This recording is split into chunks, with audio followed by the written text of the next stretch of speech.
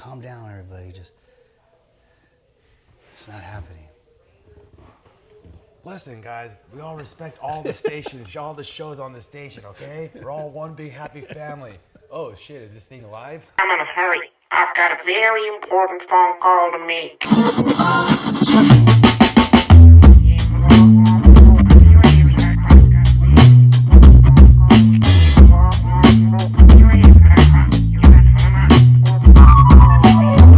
Here we are again at the Sunset Room, Hacienda Heights, doing it all over again. Beautiful Sunset Room in Hacienda. It's always a pleasure just to come here, unwind. First ever Sedano and Kap morning edition. Right.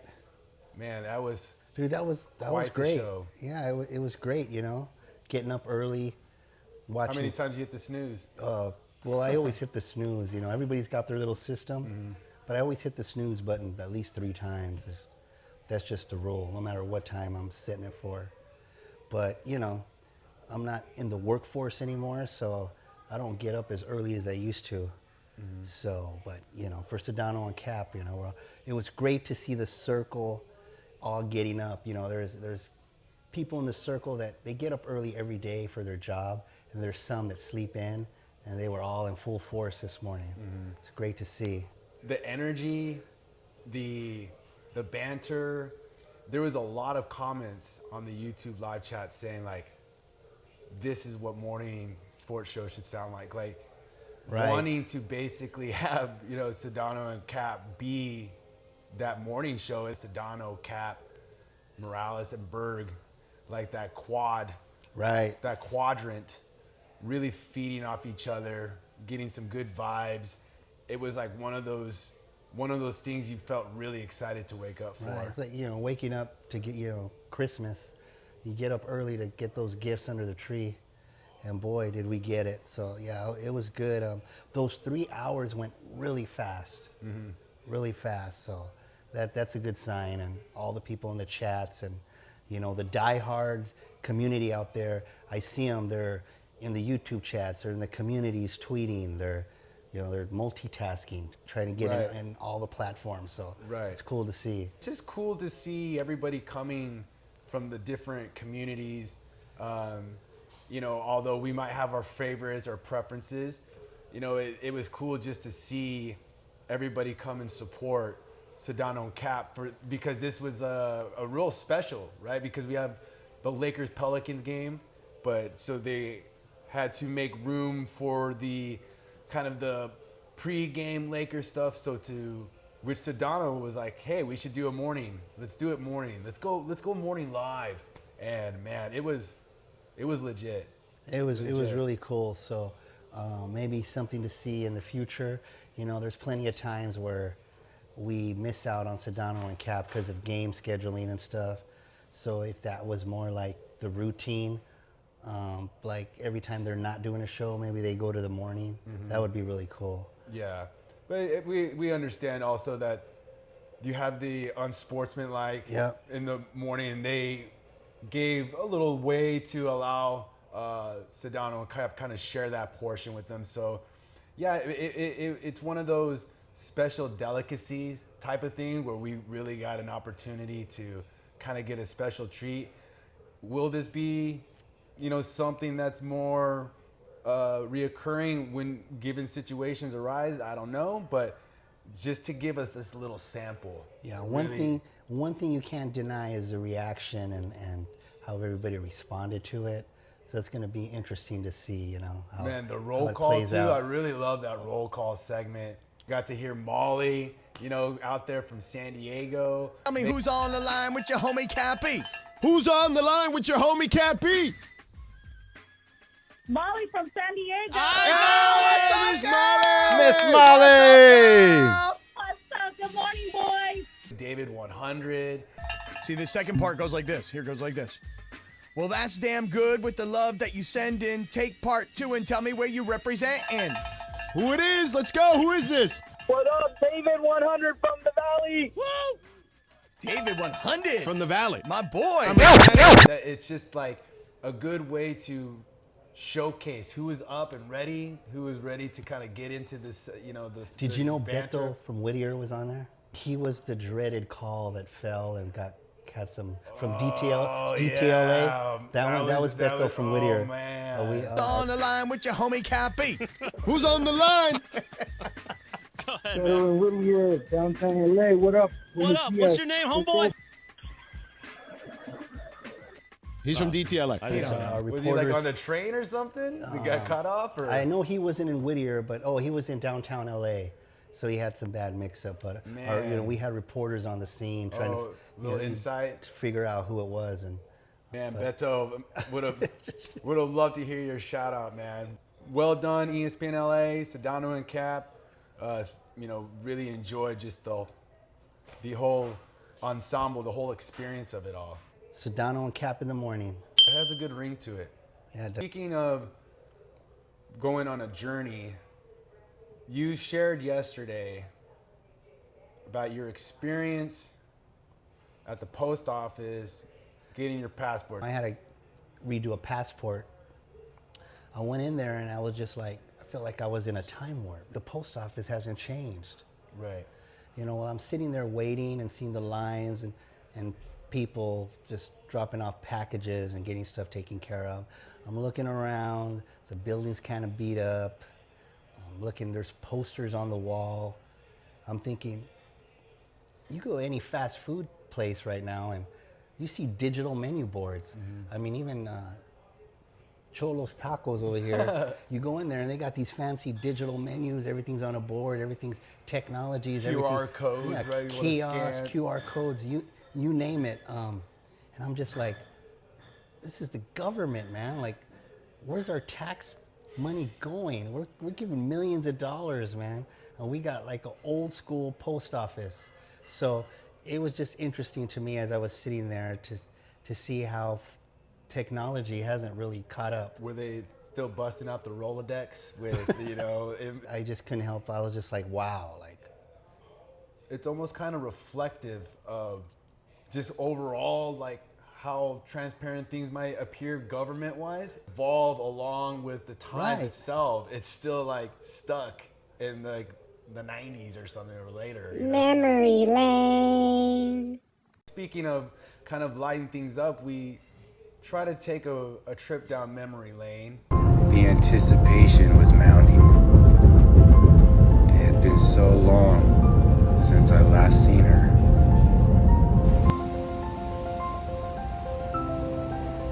Now, brother. And we're right here at the world famous 99-cent store. As you know, they're closing all the stores.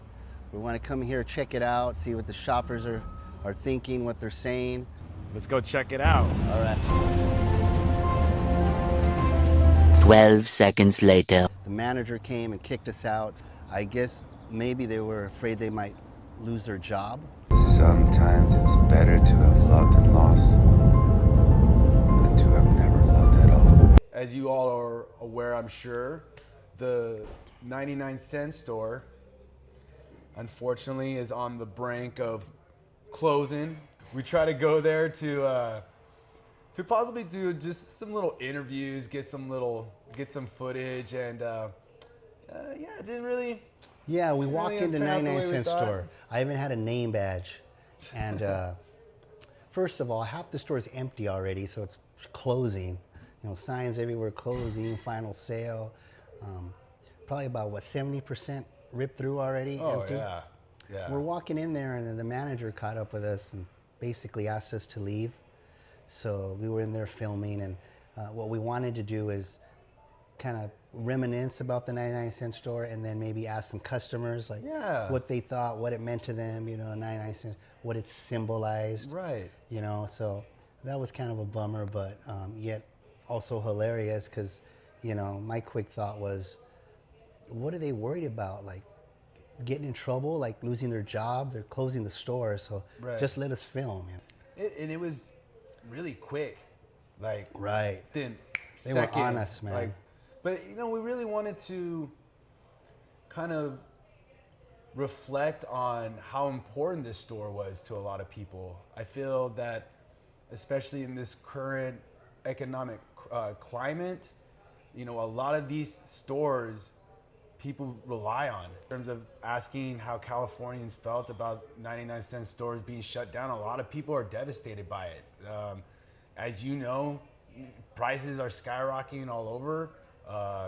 You know, even when you want to get yourself something cheap from a fast food joint, it's like basically you're going into a 5-star restaurant now. So these to see this store, it's been such a pivotal kind of part of our fabric, especially here in Southern California, especially here in Los Angeles County and so forth. And yeah, so we wanted to try and get some kind of feedback, just how much this store meant to you, how much will it be a loss to have it gone, you know? But I can tell you that, you know, whether people are on fixed incomes, elderly people, people even maybe on, you know, social assistance, they could stretch their dollar there, you know, like, and you're like, now where do they go? Like, I mean, when you can get stuff for 99 cents, and you know, the prices were steadily going up, but they were still like the best pricing around. Like, you could still get a bag of ice for $1.29. Like, might not seem like a big deal, but now go somewhere else and try to get that bag of ice. And it's all those little things that add up to savings. Everything's going up, man. So the 99-cent store, that's gonna be a big hit. We were hoping just to be able to get some of that commentary, but you know, understand also. Put it out to you guys, you know, drop in the comments like, you know, were you a shopper of 99-cent store? Are you gonna miss 99-cent store? Do you not care? Tell me about your experience in the 99 store. I can tell you one Valentine's Day on a budget, I only, you know, those red heart balloons, 99 cents. I bought 20 of them. Yeah. Put them all over the ceiling in the bedroom, you know, some cheap candles. They even sold the fake rose petal there and the real getting all rose.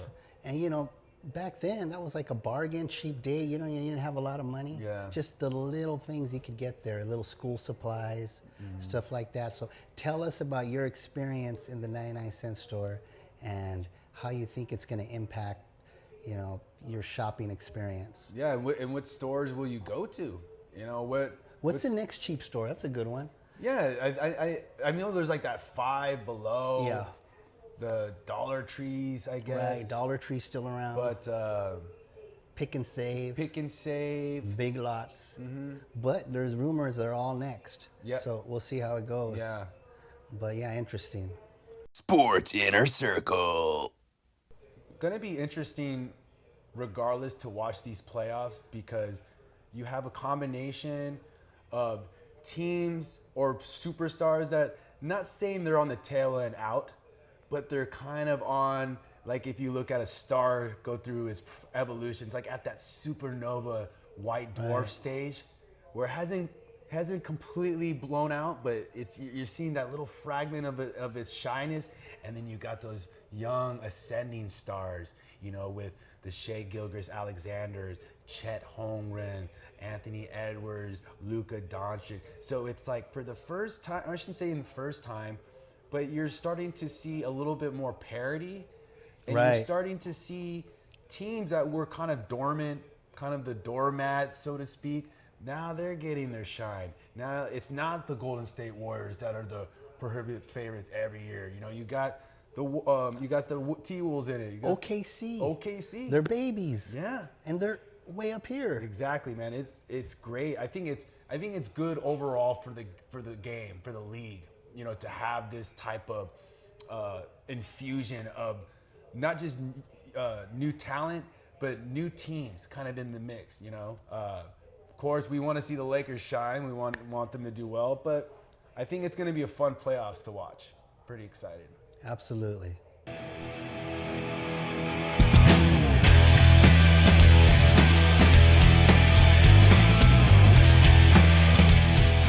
But we have another event that's coming up this Friday, correct? Correct. 4/19. The Weedchella event, ladies and gentlemen. The Weedchella. If you're not familiar, we helped host an event back on Valentine's Day, right? The I Heart Weed event, hosted by the original Canna Market, and bringing it back once again. They're having an event on 4/19 to celebrate Weed's birthday, so to speak. I know that there's a lot more RSVPs in the last event, and that last event was pretty big, but 420s on a whole, it's like the Super Bowl of weed events. So I expect a huge turnout, and a little bit more musical acts are gonna be involved. Leon Hendricks, right? Yep. So we have Leon Hendricks, and listen to ESPN LA, as I always do, and I heard that Greg might show up. DeMarco talked about maybe showing up. Yes. I know Cappy's teased about going. Mason said maybe. Right. So we'll see.